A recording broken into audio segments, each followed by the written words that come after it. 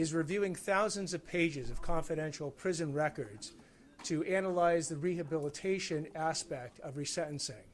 It is involved reviewing thousands of pages of trial transcripts from 2 months-long trials. It is involved talking to all the different prosecutors who've been involved with the Menendez case, defense counsel. It is involved reviewing voluminous exhibits and pleadings and court filings, not just at the trial level, but at the California Court of Appeals, where the Court of Appeals affirmed these convictions, and again at the Ninth Circuit Court of Appeals, where they again affirmed these convictions. So we've been doing that effort, and that effort continues. As part of that effort, what I said is that I would also speak to any victim family member who wanted to speak with me. And that's what we did today. A number of the victim family members came in. It was a very productive session where they gave me all their thoughts about what should happen in this case, their experiences that they wanted to share, the ultimate direction that they wanted this case to go. And so it was a very productive conversation over a number of hours. Again, I invite and have continued to invite any additional victim family member, and I think virtually all of them were there today, that wanted to speak with me, to speak with me.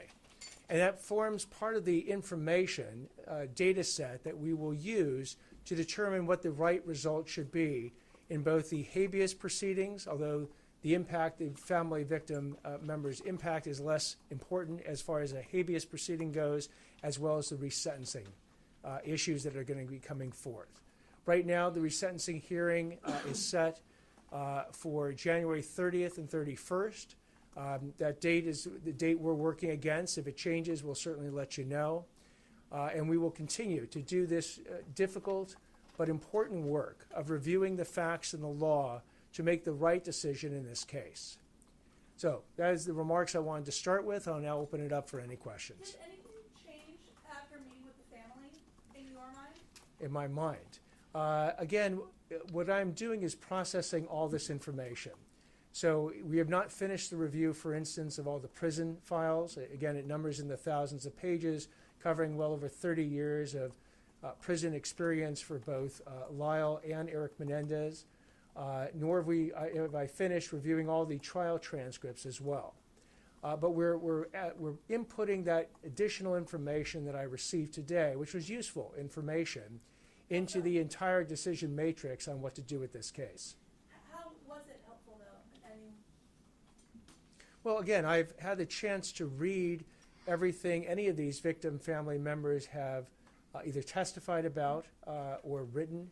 And hearing it live directly from them is a very useful additional way to learn that information. So do you feel that family members that were there that they don't want the Menendez brothers to be resentenced or released, or was everyone who was there today in favor of their release? So the actual contents of what was discussed, it was in some ways an informal, off-the-record discussion where I invited them to tell me anything they wanted to tell me. So I'm not going to relay to you one way or the other what it is precisely that they said, which is what I'm not going to do. You say you're looking Yes. for what would constitute rehabilitation when you look through the prison records and have these conversations. What in your mind constitutes rehabilitation? Well, again, we're going to follow the law as it deals with rehabilitation. And part of rehabilitation is have you engaged in any additional illegal conduct while you've been in prison? If so, what type of conduct? Have you done anything positive in prison? Have you started organizations that help other prisoners, as one example? Have you yourself used that time to improve yourself, done nothing, or on the flip side, done something harmful while you've been there? Those are all the different types of factors that you look into as far as rehabilitation, and that's why you go through the prison records, which are voluminous, to make that calculation. So just to follow up on that really quickly, I know you're not going to give us an answer now, but there's both a yes and a no when you go through some of the records and the sentencing reports. There's a cell phone that shows up at one point. There's fights that happen. There's very positive things that happen, efforts to help other inmates. So how do you square them against one another? You look at them all. So you don't look at any one instance in isolation. You look at the entire record of behavior while they've been in prison for over 3 decades. And ultimately what you're doing is you're providing that information, as we intend to do, to the court, because the court makes the final decision here. Though the DA has started the process by filing a reconsideration motion, as you're aware, the court has also filed its own motion for reconsideration. And the court ultimately has the final call on, first, whether it wants to reconsider the sentence at all, and second, if it does want to reconsider, what the new sentence should be. And the state legislature, through the laws of resentencing, has given the court an enormous amount of power to do that. And as you're aware, depending on the sentence, if the sentence provides for the ability to then have parole, and that would, in the Menendez cases, potentially impact the youthful parole statutes that have also been passed, then the decision would ultimately go to a parole board on whether or not to grant parole. And as far as that goes, a parole board, which usually is just 2 people, would make that decision, and then the governor himself, if it was to be a grant of parole, would have 120 days to make one of 3 decisions: either agree with the parole board, disagree and reverse the parole board, or send it back to the full parole board to actually consider the case. So as of right now, you haven't made any decision? I have not. You previously said you might consider the brothers separately and give 2 different recommendations. Is that still true? Can you expand on that? So let me make it crystal clear what I said before and the implication of it. In any case, whether it's the Menendez case or any case, you look at each individual defendant separately. You look at each individual crime separately. There's effectively 3 crimes that they were convicted of. One dealing with the first-degree murder of Jose Menendez, their father, one dealing with the first-degree murder of their mother, Kitty Menendez, and then a conspiracy statute tying them all both together. So you would look at each individual crime, and then each individual, for the resentencing's, rehabilitation. Now, that might lead you to the same results, it might lead you to different results, and I'm not here to predetermine where we're going to end up for each individual defendant and each individual crime. That's what this analysis is all about. May I ask a couple of questions, please? Can you describe just in general, what was the tone? It's roughly 3 hours by my calculation. Was it a good give and take? Was it emotional? It was a productive meeting. That's how I'll describe it. And the second question, when you talk about rereading the transcripts, you're talking about both trial and then the retrial. I ask that because just that alone seems like it would be an enormous task. So I'm curious how much of your time and everything else that's on your plate this is taking. It's taking a lot of time, but it's one of those decisions that you want to make sure you get right. So I'm working with a team of people that are also engaged in reading these transcripts, and then bringing to my attention the transcripts that they're reading. I read those transcripts. So it's there's not a lot of free time in my life right now, but that's okay. I didn't sign up for a job that said I was going to have a lot of free time. And so we're going to spend the time necessary to get this decision right. Mr. Hochman, at some point, do you speak directly yourself personally to Eric and Lyle? Will you communicate directly with them at any point? And does the number of family members mean anything in this consideration?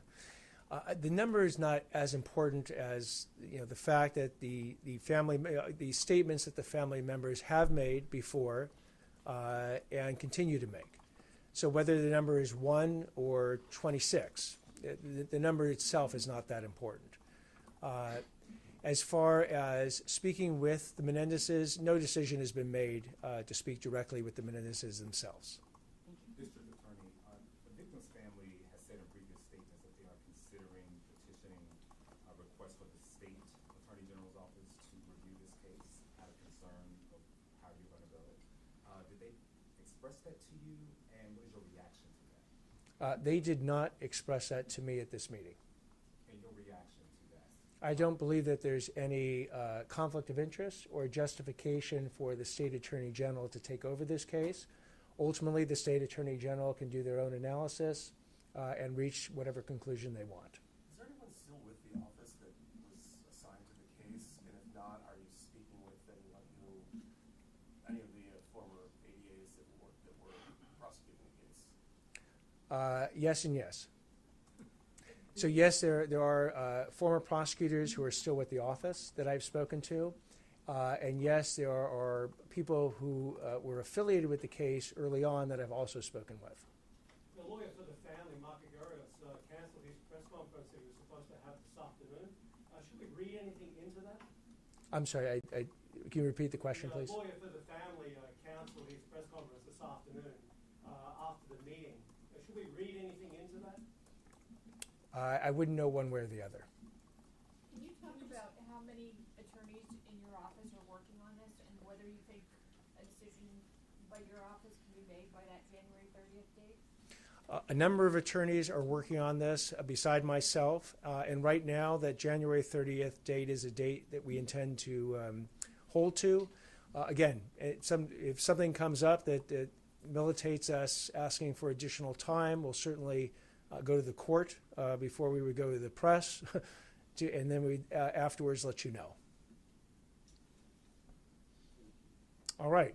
Thank you all very much for coming today. And as developments come up, Could you just comment? we'll have one last question. The family has been back and forth about this regarding the appointment of Kathleen Cady to your Office of Victim Services and that appointment and the associations with this case and her former representation of a family member who sees differently than the bulk of these family members. Certainly. Kathy Cady will be starting as the director of the Bureau of Victim Service come Monday. Kathy Cady is walled off from the Menendez case. I've had very limited conversations with Kathy Cady about this, other than to be referred to the pleading that she submitted back in October on behalf of her client. And with respect to that client, who will now have new representation, if that client wants to speak with me, I will make myself available as I have for the other victim family members. Thank you. So thank you all very much. Appreciate it.